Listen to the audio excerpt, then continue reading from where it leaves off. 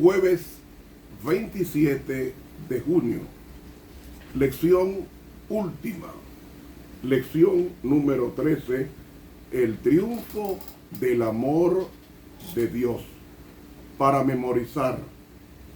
Oí una gran voz del cielo que decía: he aquí el tabernáculo de Dios con los hombres,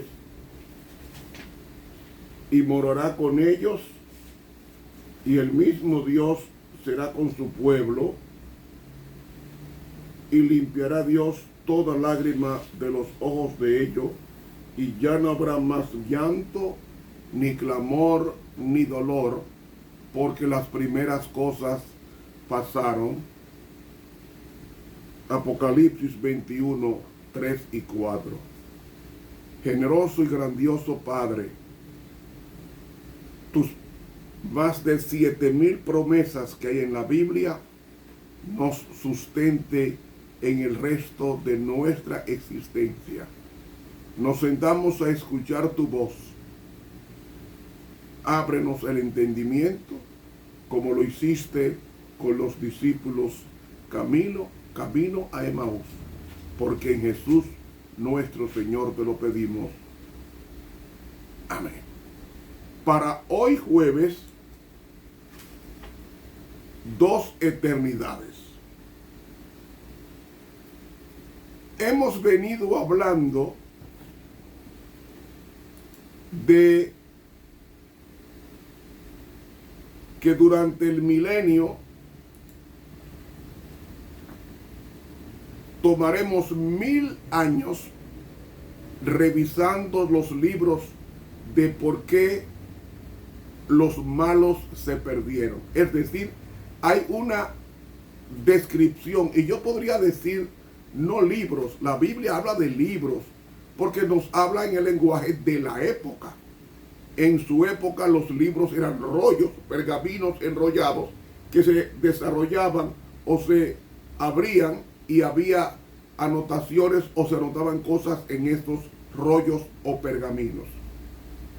Hoy día estamos en un tiempo muy moderno, entonces que Dios se adelanta al modernismo humano porque Dios es Dios.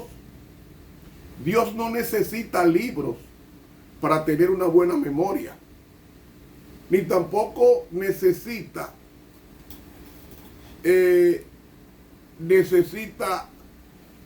hacer juicio a nadie, porque todo el universo sabe que Dios es justo. Ahora, el problema no es la justicia del cielo. El problema es el pecado, que es un ingrediente misterioso tanto en el cielo como en la tierra. Y Dios tiene que explicar por qué los malos se perdieron. Y para eso Él permite que los ángeles anoten. Y yo podría decir algo más avanzado. Dios permite que, así como hay herramientas en cirugía y en medicina, hay una máquina que es resonancia magnética en mi país.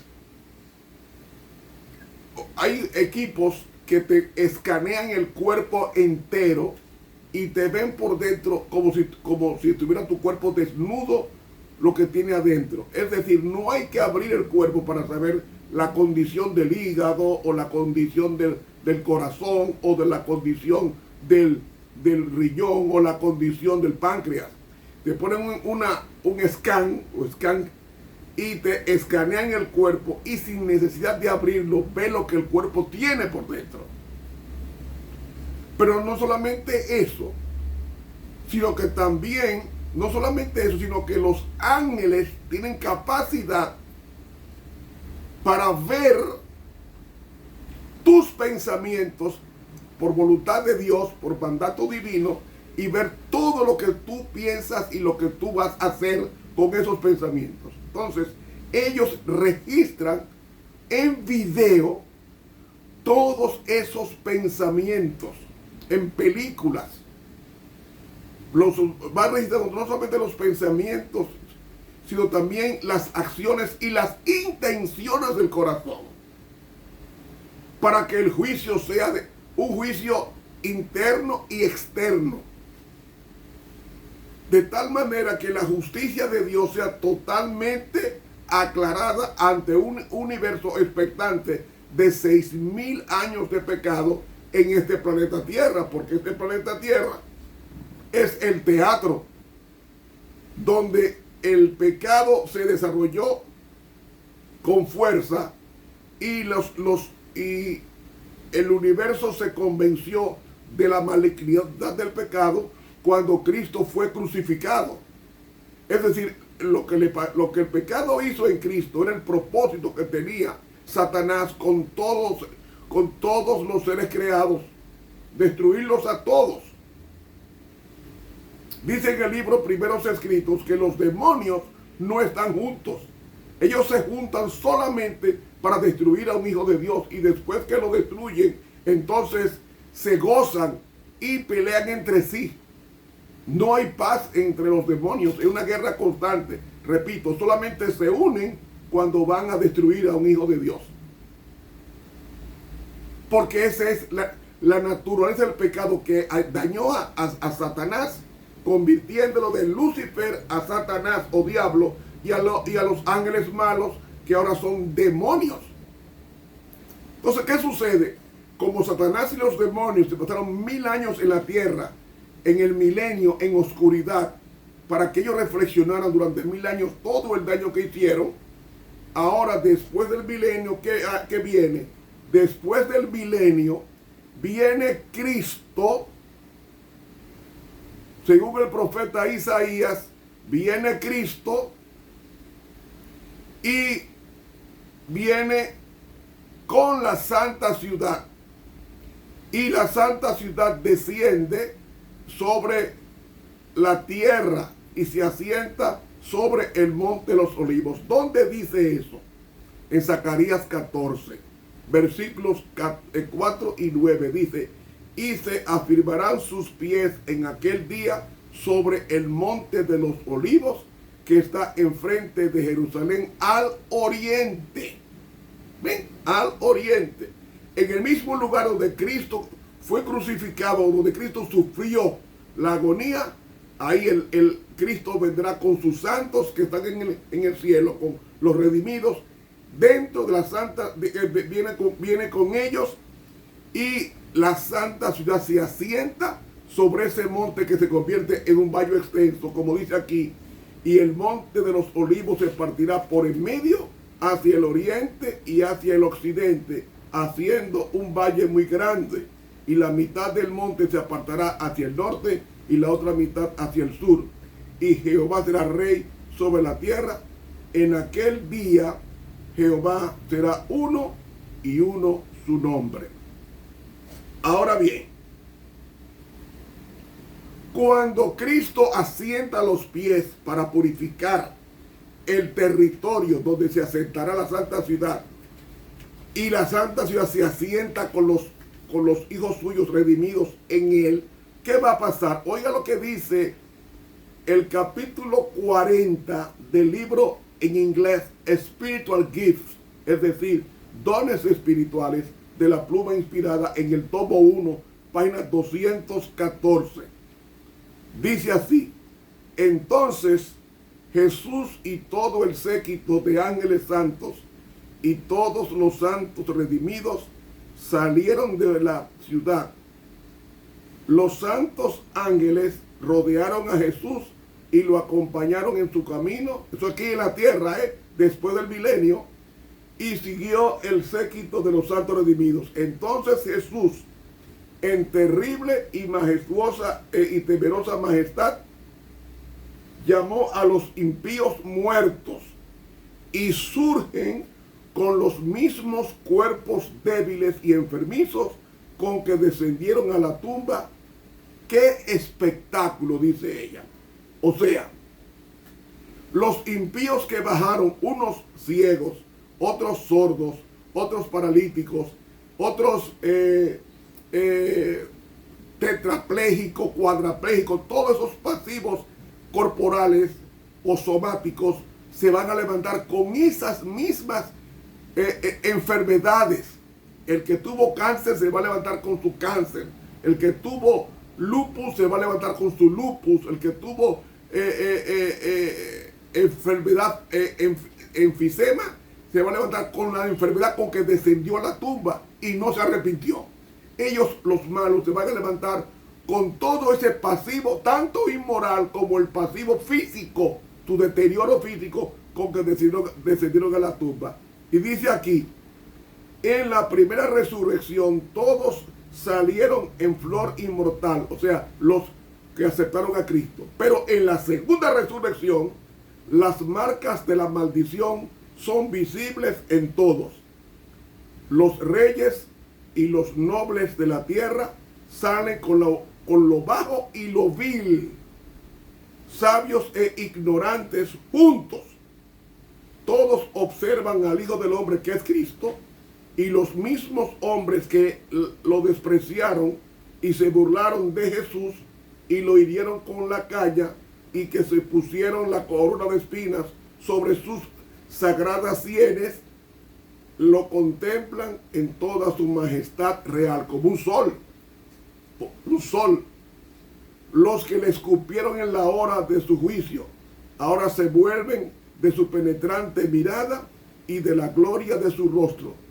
Aquellos que clavaron los clavos en sus manos y sus pies, ahora ven las marcas de su crucifixión.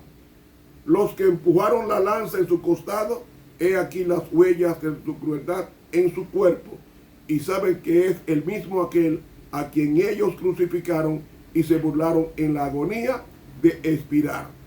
Luego surge, página 215, un largo y gemido prolongado de agonía.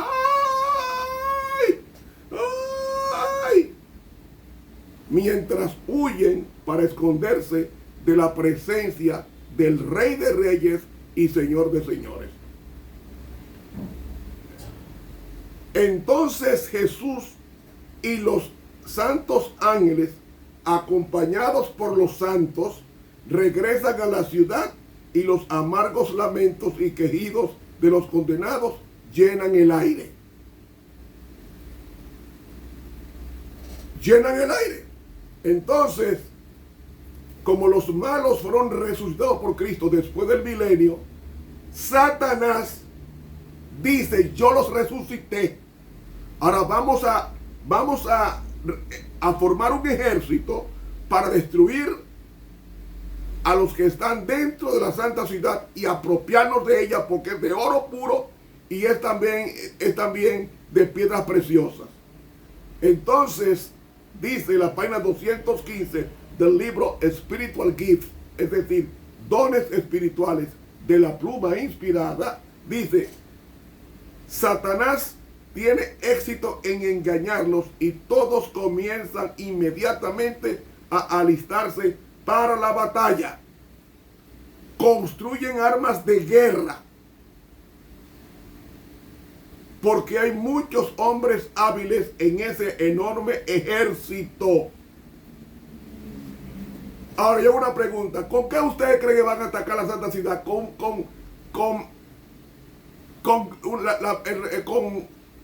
bazooka?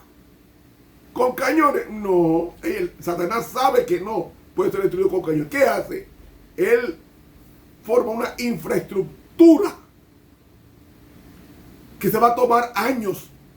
La infraestructura de enriquecer uranio para hacer bomba atómica. Eso te coge muchos años.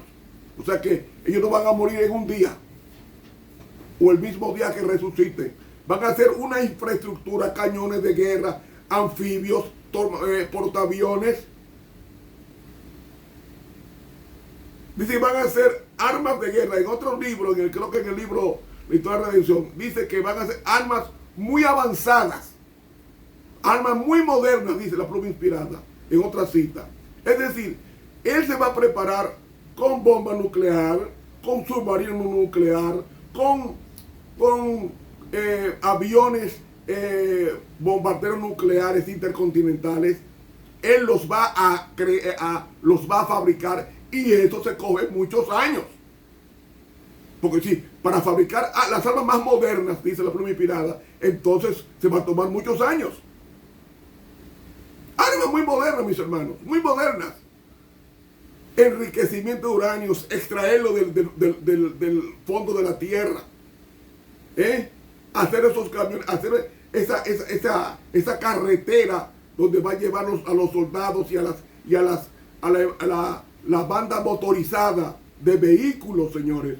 Es el ejército nuclear más poderoso que habrá existido. Lo más poderoso,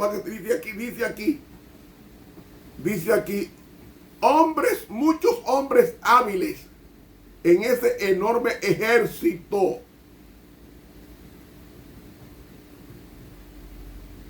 Cada compañía tiene un líder y se observa el orden a medida que marchan sobre la superficie de la tierra a la santa ciudad. Yo creo que aquí en este libro,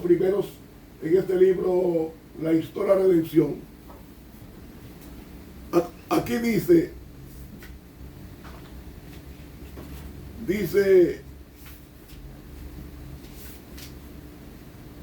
aquí,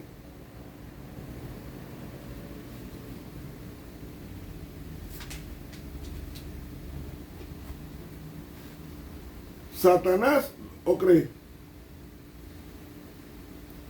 Entonces Satanás dice, en aquel vasto ejército había muchos hombres hábiles que construyeron toda clase de pertrechos de guerra. Entonces Satanás se puso a la cabeza y la multitud se puso en marcha. La historia de la redención, página 440. Y me detengo ahí porque se nos fue el tiempo. Continuamos mañana, si Dios lo permite.